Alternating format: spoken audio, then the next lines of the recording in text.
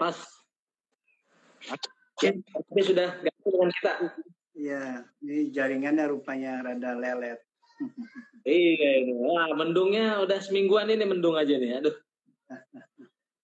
Ya, Oke, kita mulai. Pak Nafis, kita mulai. Ya, silakan. Bismillahirrahmanirrahim. Assalamualaikum warahmatullahi wabarakatuh. Salam sejahtera untuk kita. Warahmatullahi wabarakatuh. Terima kasih sudah menyempatkan hadir pada sore ini. Selamat datang di akun Instagram @Nur Society. Ini adalah akun resmi yang dikelola oleh Nur Khalis Masjid Society atau NCMS. Nah, sore ini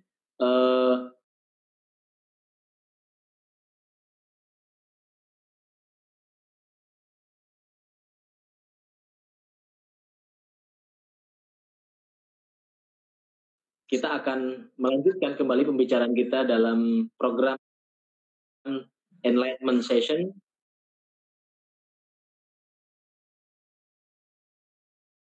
yang digelar selama bulan puasa oleh Nur Khalis Masjid Society. Sore ini kita akan membahas satu tema tauhid dan pembebasan manusia. Bersama kita sudah hadir Pak Wahyudin Hafiz, beliau adalah Ketua Yayasan Nur Khalis Masjid Society. Nah, menyoal tentang makna tauhid secara harfiah sebetulnya adalah menyatukan atau mengesahkan dalam istilah para mutakalimun atau dalam ilmu kalam, tauhid itu disebut sebagai paham tentang monoteisme, tentang keesaan Tuhan. Nah, masalahnya lalu apa hubungannya dengan tauhid dengan kebebasan manusia? Ini cukup penting, cukup banyak dielaborasi oleh Profesor Dr. Nur Khalis Majid. Nah, kita akan membahas itu pada sore hari ini. Apakah kebebasan itu, tauhid dan kebebasan itu dimaksud sebagai pelepasan manusia dari belenggu berhala, pemberhalaan, atau kebebasan untuk meninggikan harkat dan martabat manusia. Silakan, saya langsung berikan kepada Pak Nafis untuk 15-20 menit ke depan. Setelah itu seperti biasa, teman-teman silakan mendaftar di pertanyaan di kolom komentar. Silakan Pak Nafis. Terima kasih Mas Rozi. Assalamualaikum warahmatullahi wabarakatuh. Alhamdulillah, salatu wassalamu ala rasulillah wa ala alihi wa ashabihi wa mawala. Suara saya terdengar Mas Rozi? Ya, bagus Pak. Oke. Ya, tema hari ini kita akan bicara soal tauhid dan semangat pembebasan. Memang tema ini banyak sekali dibahas secara mendalam, juga melebar oleh almarhum Cak Nur dari berbagai macam tulisannya, terutama dalam buku Islam Doktrin dan Peradaban. Nah, kita akan bahas dengan berbagai macam perkembangan di masa yang sekarang, di masa milenial ini, atau orang menyebutnya sebagai adanya disrupsi teknologi sekarang ini, soal tauhid dan semangat pembebasan ini menjadi sangat-sangat penting lagi. Karena apa? Karena orang sudah menjadi semacam zombie-zombie, robot-robot dari teknologi yang diciptakannya sendiri. Jadi dengan gadget orang seolah-olah nggak jelas itu gadget di bawah kendalinya atau orang itu di bawah kendali gadget, gitu. Sehingga tidak sempat macam-macam. Nah, oke, kita masuk ke dalam tauhid dan semangat pembebasan. Kata tauhid tadi Mas Roji sudah bilang memang secara literal tidak ada dalam Al-Quran. Yang ada dalam Al-Quran itu kata ahad, yaitu qul huwallahu ahad, dan kata wahid, la ilaha illallah ilahul wahid. Wahid dan ahad.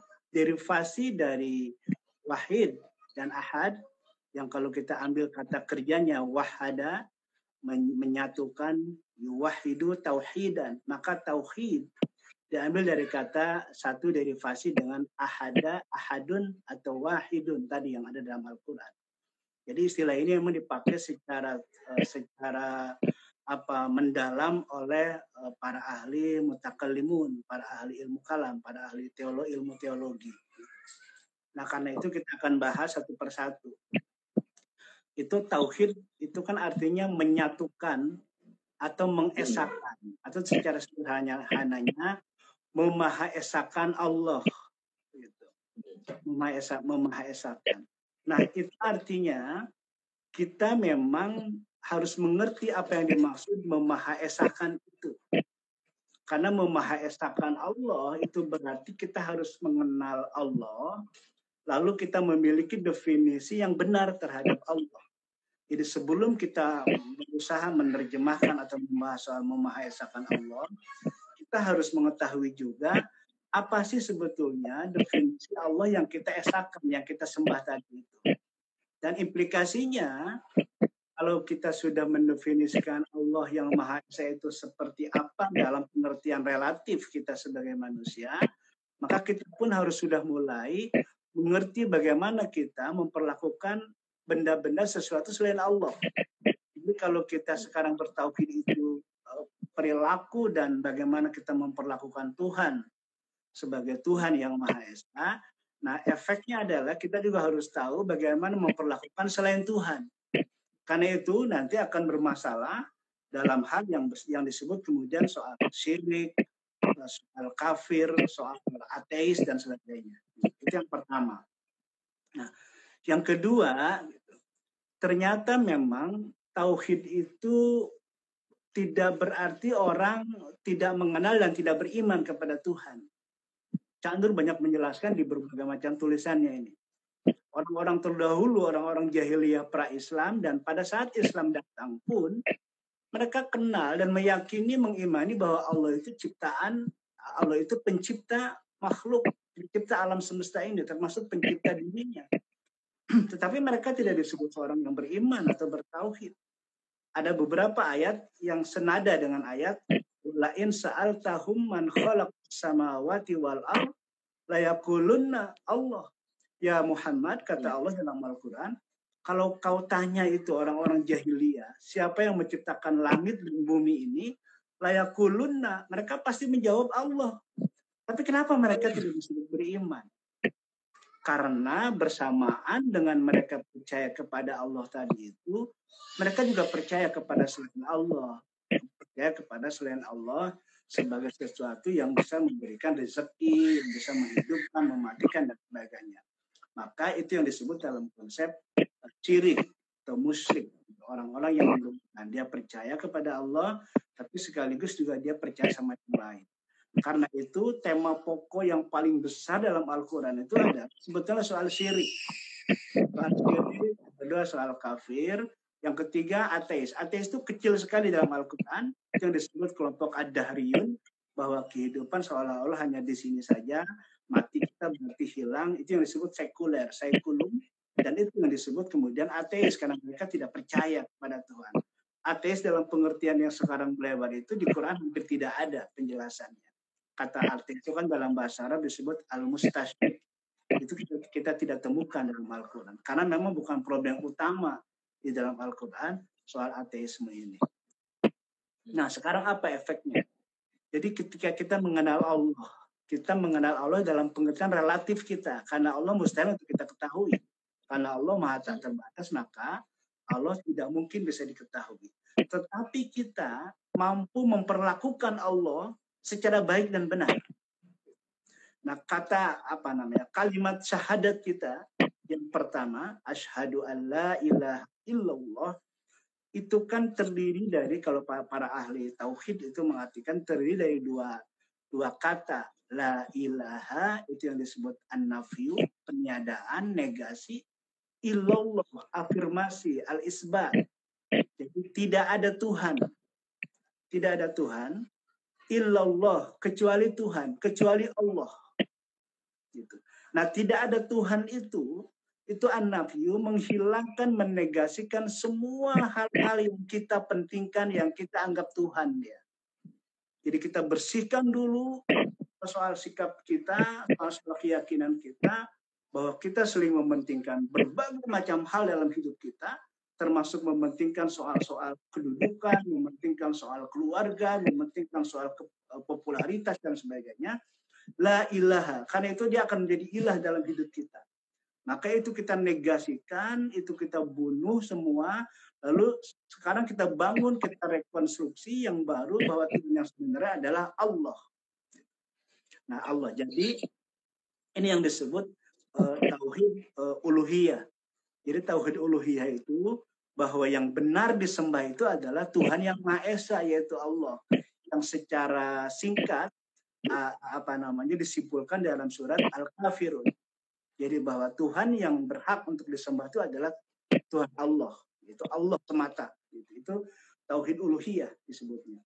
Nah, yang kedua, bahwa Tuhan yang wajib kita sembah itu, yang hak kita sembah itu adalah Tuhan yang Maha Esa. Itu disebut tauhid rububiyah, yang secara intisari ada dalam surat Al-Ikhlas, bahwa Tuhan pertama yang berhak untuk kita sembah yaitu Tuhan, yaitu Allah. Yang kedua, Allah yang hak kita sembah itu adalah Allah yang Maha Esa, yang definisi lengkapnya ada dalam surat Al-Ikhlas tadi itu. Maka Al-Ikhlas disebut tauhid rububiyah. Nah, menarik misalnya penjelasan di dalam surat Al-Ikhlas. Itu kan secara kalau kita tafsirkan secara lebih dalam.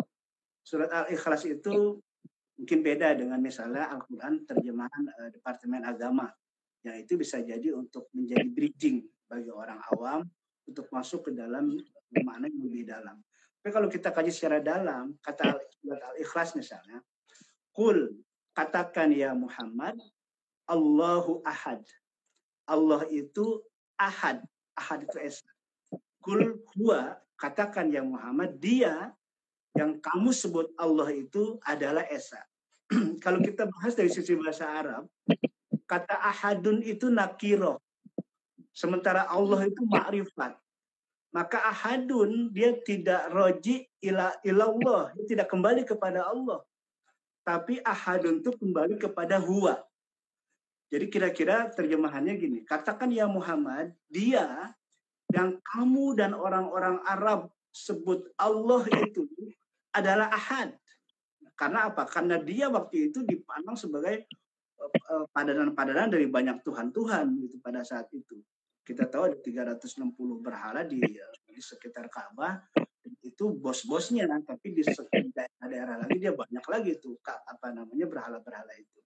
Jadi dia yang kamu sebut Allah itu adalah ahad, adalah Esa. Qul huwallahu ahad, Allahus somad. Nah, baru as-somad itu rojiun kepada Allah karena dia ma'rifat. Maka sudah menjadi Allah sekarang. Huwa tadi itu menjadi Allah. Allahus somad. Allah itu tempat bergantung semua makhluk. Secara mendalam lagi kita mengartikan Allah itu mencakup semua hal yang ada di muka bumi ini. Jadi as-somad. Tidak ada ruang sedikit pun selain Allah. Jadi as-somad itu tempat bergantung, tempat yang mencakup, yang melingkupi seluruh makhluk Allah ini, seluruh makhluk Tuhan yang ada di muka bumi ini. Allahus somad, lam yalid wa lam yulad. Allah tidak diperanakan, artinya dia tidak menjadi ibu, tidak menjadi diperanak. Lam yalid, tidak beranak, tidak menjadi ibu, tidak menjadi kakek, tidak menjadi nenek. Walam yulad, dan Allah tidak menjadi anak, tidak menjadi cucu, dan seterusnya. Walam yakun lahu kufuwan ahad. Dan tidak ada satupun yang menyerupainya dengan Allah. Itu artinya apa? Seluruh definisi kita tentang Tuhan itu salah. Seluruh pemahaman dan pengertian kita tentang Tuhan itu tidak benar. Karena walam yakun lahu kufuwan ahad. Maka kita mendekati Tuhan lewat al-asma'ul husna, yang kita sebut sebagai nama indahnya. Sebagai sebagai tanda-tanda Tuhan, yaitu al-asma'ul husna. Nah, maka ketika kita membersihkan diri menyembah Allah dalam pengertian tadi, maka perlakuan kita kepada selain Allah itu harus berbeda. Bahwa selain Allah itu terbatas, selain Allah itu tidak suci, selain Allah itu tadi dia banyak persamaannya dengan yang ada di muka bumi ini, dan seterusnya dan seterusnya. Itu efek yang pertama. Efek yang kedua, karena definisi tentang Tuhan itu tidak ada yang menyerupai Tuhan itu sendiri. Bahkan kata laisa kamislihi syai'un, jangankan seperti Tuhan. Laisa kamislihi, ka sendiri seperti, mislihi sendiri seperti. Jangankan seperti Tuhan, sepertinya Tuhan saja tidak ada. Jadi jauh. Laisa kamislihi syai'un. Allah itu tidak seperti Allahnya pun tidak ada. Jadi kita mendekati yang sepertinya saja itu tidak ada dalam Al-Quran. Jadi kata Al-Quran luar biasa takkid. Kamislihi, kamislihi, seperti dan seperti. Jadi seperti Tuhan aja tidak ada. Itu yang jauhnya Tuhan. Jauh dalam pengertian dalam pengertian tanzih, dia suci, bebas dari definisi-definisi. Nah, efek dari itu semua yang kedua ini adalah bahwa seluruh pemikiran kita adalah relatif. Karena yang mutlak itu adalah hanya Tuhan.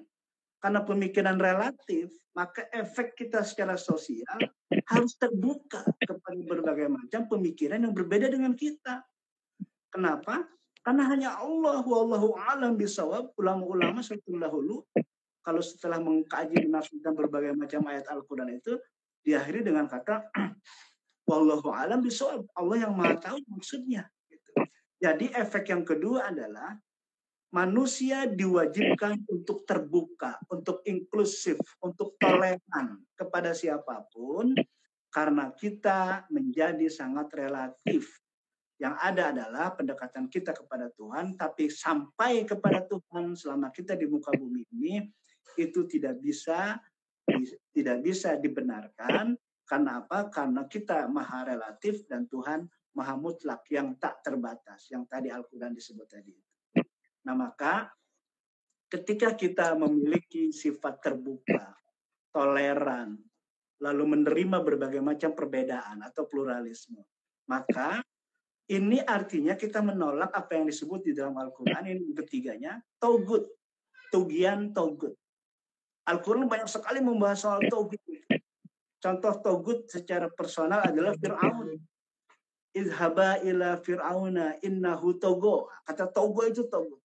Togut itu banyak artinya, tapi sederhananya kira-kira togut itu perilaku atau personifikasi yang senang-senang, yang memutlakkan dirinya, yang memutlakkan orang lain harus nurut dan harus taat dan harus patuh kepada dirinya.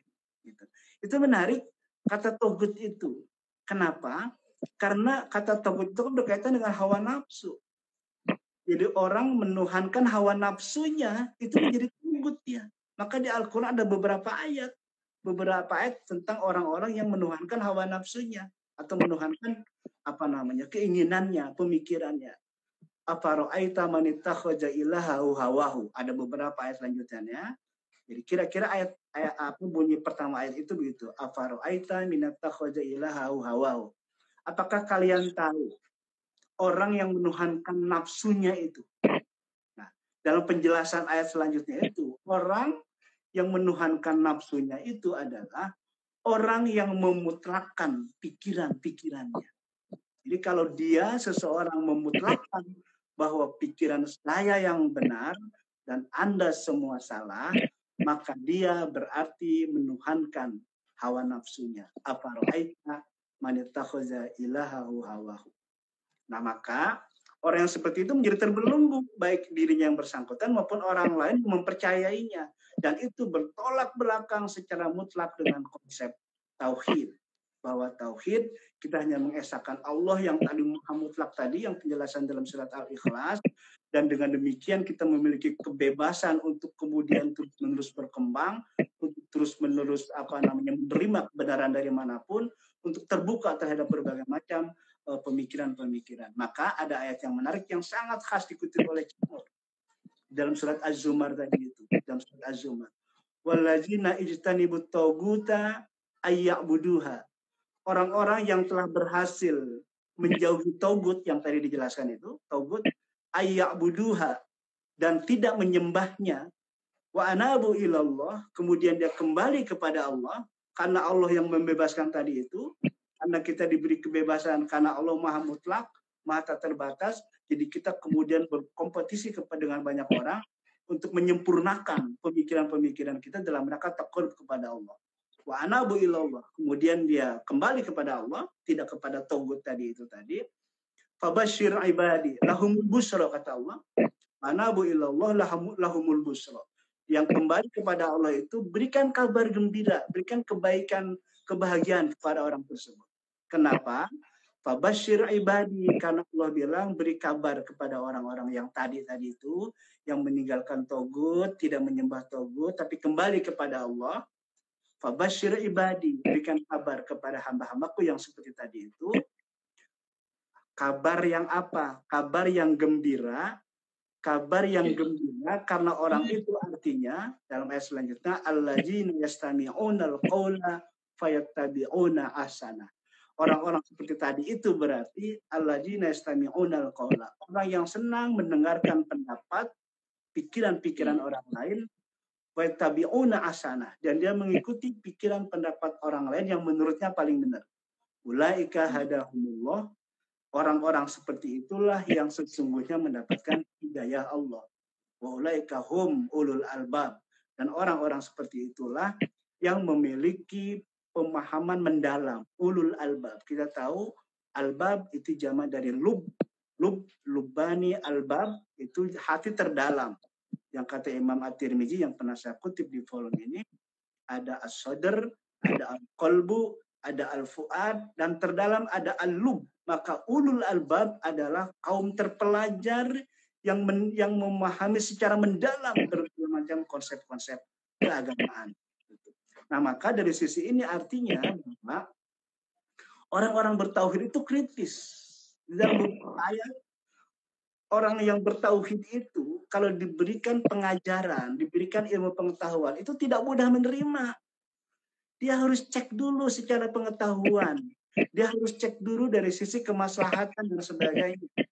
Jadi tidak membabi buta orang-orang tauhid itu kemudian menerima secara apa adanya tanpa melibatkan pikirannya, bahkan tanpa melibatkan pendalaman secara intuitif apa-apa yang dia peroleh tadi itu. Gitu.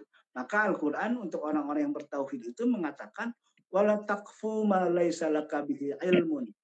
Janganlah engkau mengikuti sesuatu yang engkau tidak mengerti. Itu untuk orang tauhid nih. Janganlah engkau wala taqfu ma laisa laka bihi ilmun. Terjemahannya kira-kira janganlah engkau mengikuti sesuatu yang engkau tidak tahu ilmunya, yang engkau tidak paham. Kenapa? Inna sam'a wal basara wal fuada kullu ulaika kana anhu mas'ula. Karena hati-hati loh, kata Al-Quran. Sesungguhnya as-sam'a wal basara wal fuada kullu ulaika kana anhu mas'ula. Seluruhnya pendengaran, penglihatan, pemahaman atau understanding, semuanya akan dimintai pertanggungjawaban kelak di akhirat kelak oleh Allah Subhanahu wa taala. Karena apa? Karena kalau kalian menggunakan itu semua tanpa pengetahuan yang memadai, tanpa pengertian dan understanding yang cukup, lalu kalian mengikuti begitu saja dan itu bertolak artinya dengan tauhid. Karena tauhid itu kita harus mengaktifkan semua sam'a kita, basar kita, fuad kita, memahami secara benar, lalu mendudukan posisi Tuhan secara benar, mendudukan posisi kita secara benar, dan mendudukan posisi selain Tuhan dengan benar juga. Maka kalau itu sudah kita lakukan, kita disebut orang-orang yang bertauhid. Karena bertauhid itu artinya bukan hanya percaya kepada Tuhan, tapi tauhid adalah menempatkan Tuhan dengan benar. Menempatkan orang lain, subjek lain selain Tuhan, objek lain selain Tuhan, juga dengan benar. Nah itulah kira-kira Mas Rozi. Jadi secara intelektual, secara personal, secara spiritual, konsep tauhid ini betul-betul sangat membebaskan. Nah sekarang terakhir saya sampaikan, ini kan dulu Cak Nur pernah menganalisa lewat Michael Bajan misalnya soal bahwa orang-orang Barat itu sedang mengalami apa yang disebut kehilangan makna hidup. Itu yang disebut penyakit secara epistemologis. Jadi bahwa orang-orang Barat tidak tahu lagi tentang makna dan tujuan hidup. Maka mereka secara psikologis sebetulnya sakit. Nah, mereka sakit itu dulu sebenarnya belum sekarang nih, itu udah lama. Sekarang lebih parah. Itu karena agama-agama formal termasuk Katolik dan Kristen di sana itu mereka tinggalkan. Jadi kita bukan bicara soal agama Islam sebagai agama yang misalnya paling benar dan sebagainya. Tapi agama-agama formal yang bukan Islam pun pada saat itu ditinggal. Dan mereka lebih percaya kepada ilmu pengetahuan. Kita tahu ilmu pengetahuan, dia menjawab sesuatu yang memang real. Jadi seolah-olah kebenaran yang dianggapnya material itu adalah kebenaran yang mutlak, kebenaran yang tertinggi. Ketika orang-orang Barat dan sekarang orang Indonesia, bahkan seluruh dunia lah, ketika orang-orang mulai percaya hanya pada hal-hal yang bersifat materialisme saja, maka lama-lama kehidupan orang itu mengalami apa yang disebut oleh Eric Fromm disebut alienasi. Mengalami keterasingan. Bukan hanya terasing dari orang lain, bahkan yang bersangkutan, dia asing dari dirinya sendiri. Dia tidak tahu lagi siapa dia tidak tahu lagi apa yang dikerjakan oleh dia, dan dia tidak tahu lagi tentang apa yang harus dia lakukan. Itulah yang dulu pernah kita bahas sebagai makna hidup. Dan sekarang dengan adanya disrupsi teknologi, lebih parah itu semua. Karena apa? Karena seolah-olah semua hal itu terjawab dengan teknologi yang sudah berkolaborasi dengan komputer, yang sudah kolaborasi dengan berbagai macam temuan-temuan terakhir ini. Internet. Jadi ketika internet kolaborasi dengan komputer, maka lengkaplah seolah-olah semua hal. Kita mau apa sekarang, apalagi di masa era wabah ini, kita tidak bisa keluar dengan bebas misalnya, maka semua terjawab lewat teknologi. Ada GoFood di situ, Gojek sudah terlebih dahulu, Gokar sudah terlebih dahulu. Sekarang hal-hal lain yang kita dulu tidak terpikirkan ada GoLive, ada go apa tuh? Dulu saya pernah macet mau ke salon, tiba-tiba istri saya daftar, tiba-tiba go Glam. Tukang cukurnya datang ke rumah. Belum lagi go massage. Bahkan go auto, mobil kita kotor, tidak usah ke showroom, tidak usah ke tempat cucian. Mereka datang dengan perangkatnya gitu. Kita tinggal memainkan. Itu artinya apa? Relatif semua kebutuhan secara material terjawab dan terpenuhi oleh kehebatan teknologi. Yang itu salah satunya adalah perpaduan antara komputer dan internet. Maka sekarang itu di dalam era algoritma big data misalnya, kita sekarang tidak lebih tahu tentang kita sendiri.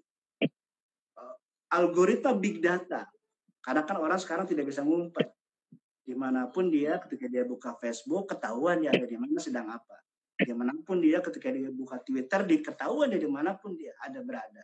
Maka big data menyerap semua data-data manusia sekecil apapun dia.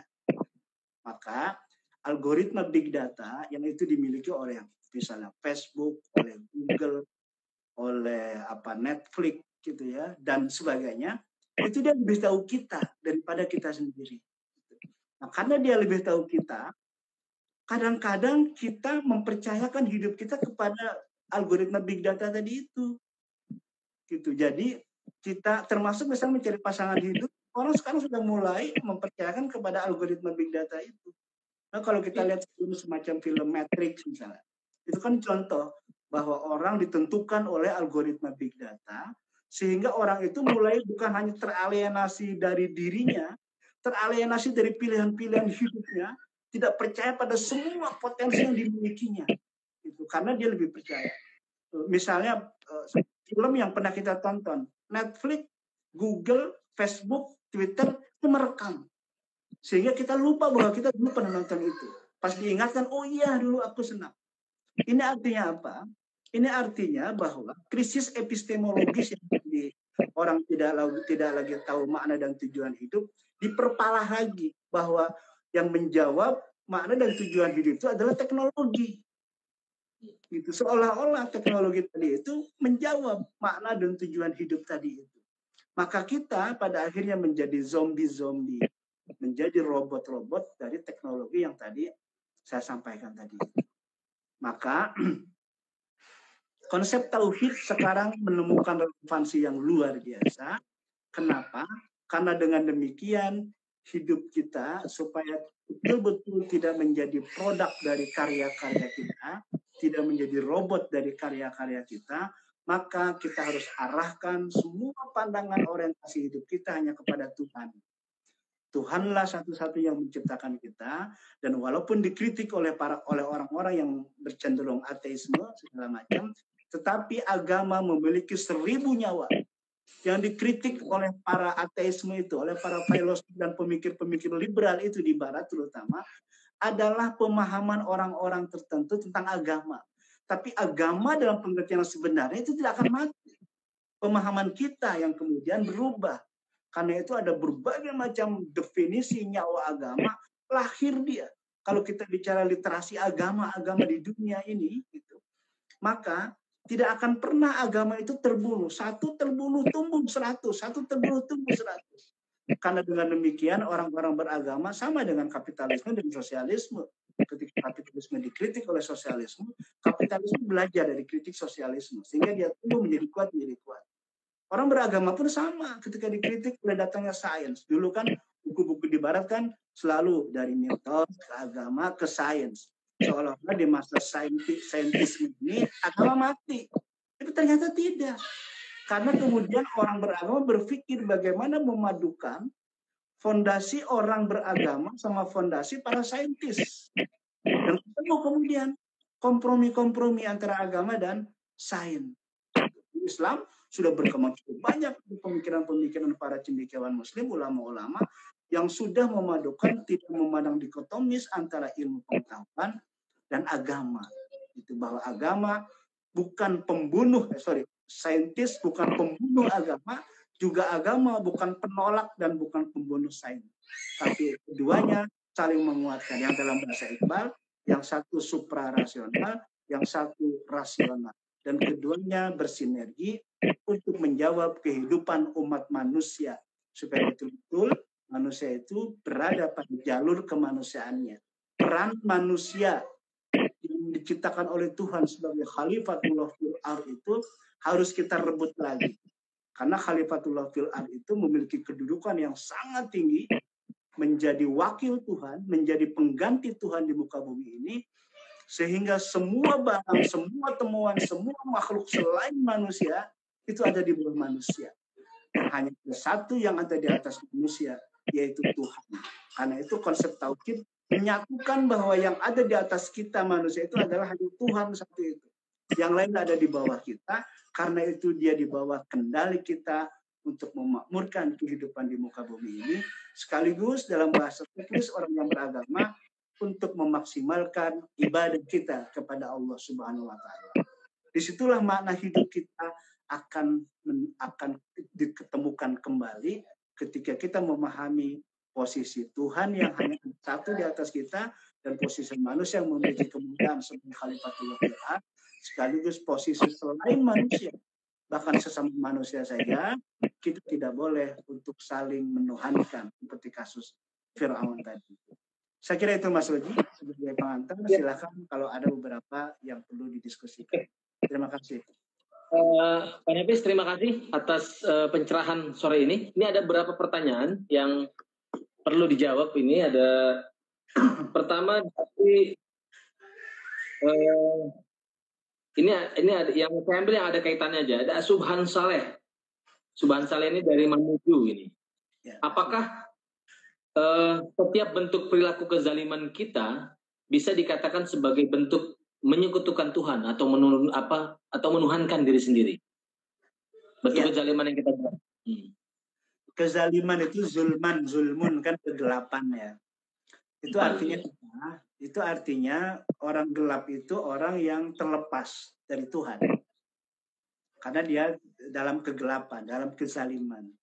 Dan biasanya kezaliman itu kan memiliki efek buruk negatif terhadap makhluk-makhluk Tuhan yang lain.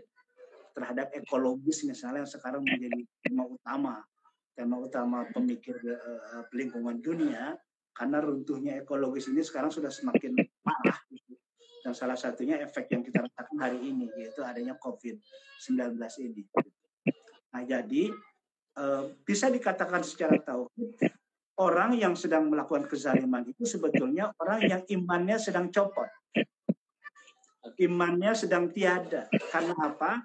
Karena dia menafikan bahwa dia beriman kepada Tuhan, dan efek dari atau dampak dari kata beriman kepada Tuhan.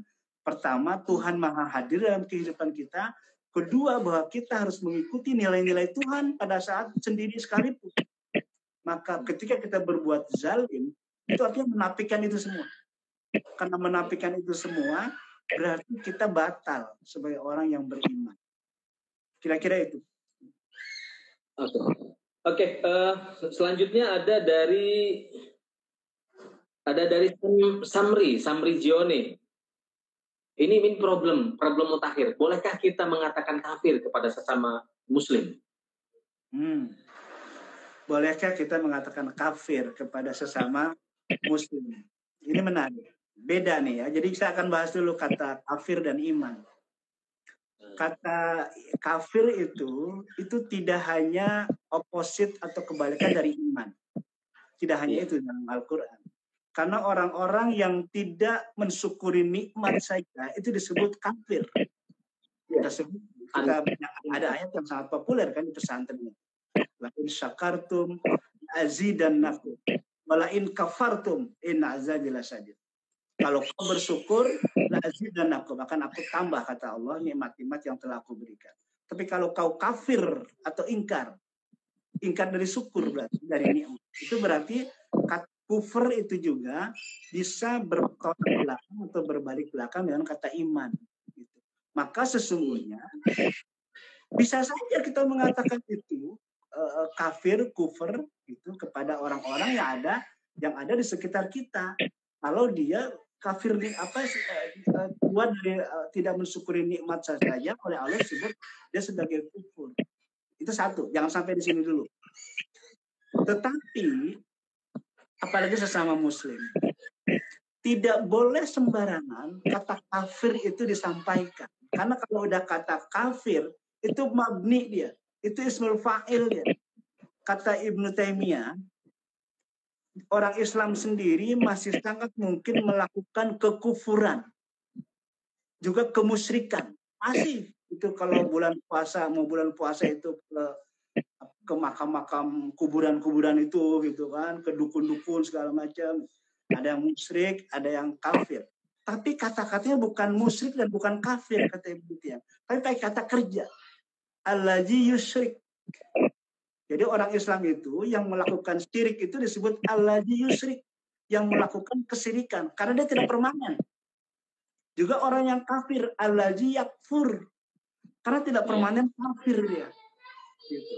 Nah, maka untuk sesama Muslim memang mungkin dia melakukan kekafiran atau kemusyrikan, tapi biasanya kemudian dia kembali karena itu hanya sifatnya sesaat, gitu. Karena tidak boleh kata-kata kafir sama musyrik diberlakukan kepada orang-orang yang beriman.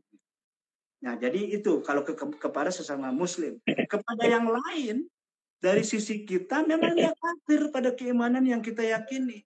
Tapi kan dia juga bisa mengatakan kita kafir dari keimanan dia. Maka kata Serusenas dalam beberapa kajiannya itu ada istilah yang dia sampaikan secara filosofis perennial, absolutely relative and relatively absolute. Kita memandang, sekalian saya bahas kepada yang non-muslim ya, kita memandang kepada orang lain yang beragama non-muslim itu secara relatif agama kita ini absolut, tapi secara absolut agama kita ini relatif. Artinya apa? Artinya bahwa kita yakin betul agama kita ini benar dan mutlak kebenarannya. Dan kita yakin, makanya kita tidak pindah ke agama lain, agama yang lain salah. Karena itu saya tidak pindah kepada agama lain. Tetapi keyakinan saya yang mutlak terhadap agama saya ini, saya berikan juga kesempatan kepada teman saya, saudara saya, punya agama yang berbeda dengan saya. Bahwa dia juga punya keyakinan yang sama dengan saya, dia mutlak benar yakin kepada agamanya, dan dia juga mutlak menyalahkan agama yang sama. Karena itu, saling menghormati keyakinan-keyakinan yang memutlakkan dirinya itu, dan saling menghargai. Karena apa? Karena memang wawasan, pandangan, keyakinan berbeda. Gitu. Jadi kira-kira itu, Mas Razi. Terima kasih Pak Nafis. Jadi konteksnya sebetulnya lebih tadi itu soal kufur nikmat ya. Kalau soal keimanan itu malah tidak diperbolehkan, tidak diperkenankan.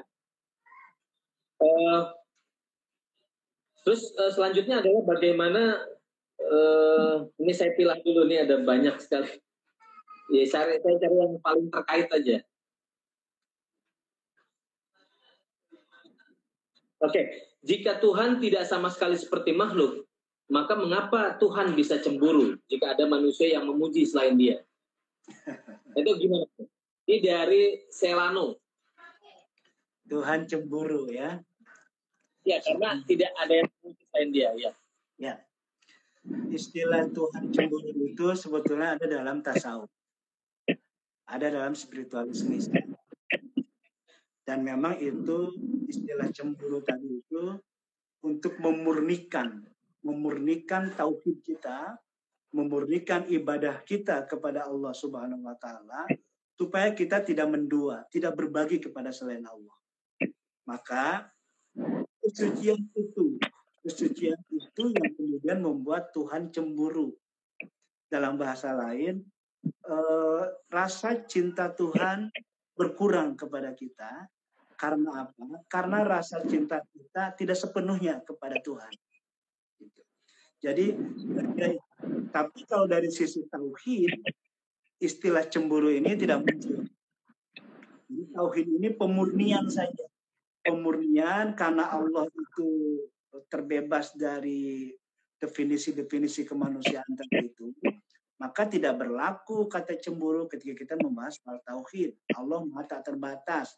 Allah tidak merasa untung pada saat kita menyembah dengan baik, dan Allah tidak merasa rugi pada saat kita berpaling darinya.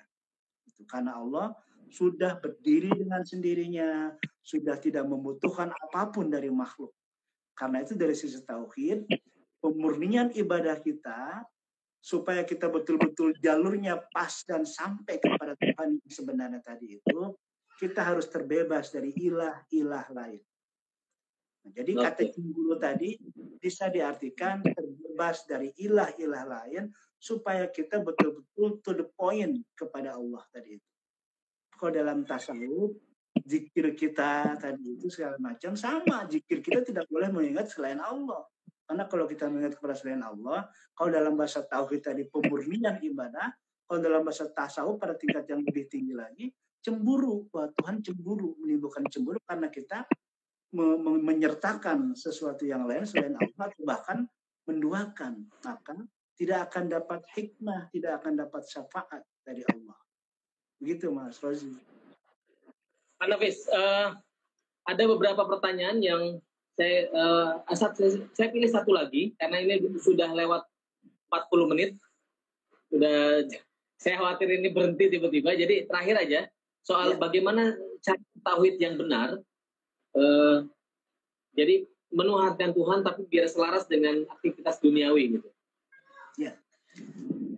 Tadi kita beri isyarat ke sana bahwa benarnya kita bertauhid kepada Allah itu artinya membuat kita aktif secara sosial di masyarakat. Tetapi aktivitas kita di masyarakat pada saat kita benarnya tauhid kita itu adalah tampil sebagai manusia-manusia yang bisa bekerja sama dengan orang lain selama orang lain itu tidak memaksa, tidak menjadi togut buat kita.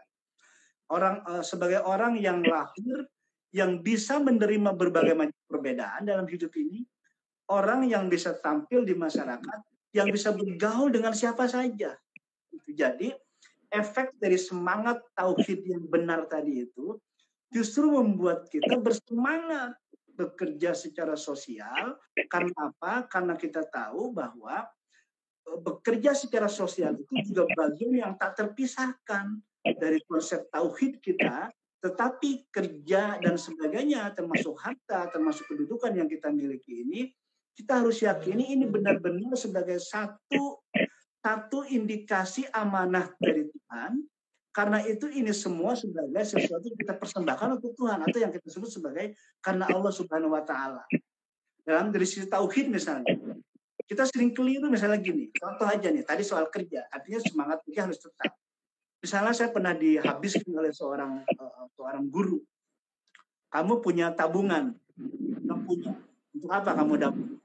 Saya jawab kan dengan biasa saja, ya untuk nanti persiapan saya dan anak saya sakit, untuk saat-saat saya tidak punya uang dan sebagainya. Apa jawaban guru saya?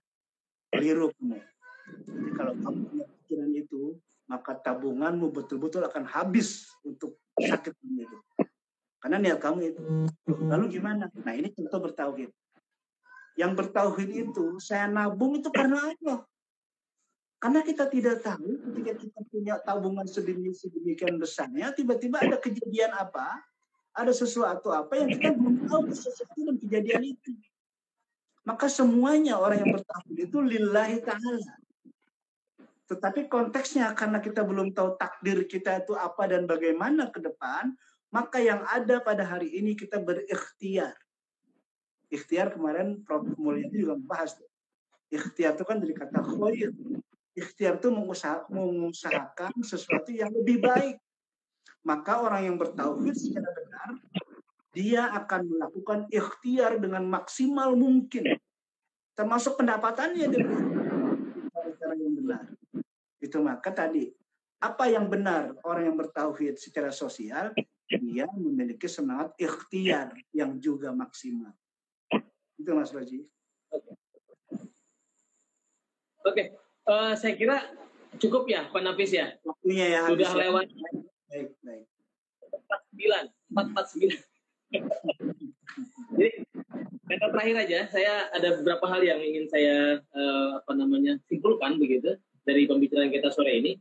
Pertama soal tauhid itu, ya, tauhid itu membebaskan konsep tentang keesahan Tuhan, tetapi di dalam keesahan Tuhan itu kita perlu mendefinisikan apa itu Allah dan siapa dan yang lain selain Dia. Ya, karena jika itu tidak dikonsepkan dengan baik, maka nanti akan muncul ada permasalahan baru. Nah, yang selanjutnya adalah bahwa tauhid yang tadi disampaikan itu, seperti mengutip surat Al-Ikhlas, itu adalah tauhid yang rububiyah. Tapi artinya selain Allah itu harus diyakinkan bahwa semuanya terbatas, tidak kuat dan lain sebagainya. Maka yang terakhir adalah bahwa semangat pembebasan itu sangat nampak dalam konsep tauhid yang disampaikan oleh Pak Nafis. Kemudian tauhidan itu juga berarti bicara tentang kemutlakan Tuhan, tetapi juga kenisbian manusia. Jadi konsep tentang relativitas manusia itu sangat jelas di sana. Jadi selain Tuhan itu berarti sifatnya lebih relatif. Karena itu menganjurkan adanya keterbukaan pikiran dan lain sebagainya terhadap yang lain. Nah, yang terakhir adalah soal tauhid itu berarti menunjukkan mengajak kita untuk semakin kritis ya. Karena tauhid itu adalah lebih kepada diarahkan kepada orang yang tidak mudah taklid, artinya tidak membabi buta, juga melibatkan pemahaman yang mendalam terhadap keagamaan dia. Jadi saya kira itu yang bisa kita sampaikan pada sore hari ini. Semoga teman-teman terinspirasi dan tercerahkan dari apa yang disampaikan Pak Nafis di sore ini. Kita akan besok di jam yang sama dengan siapa nanti lagi program ini. Terima kasih.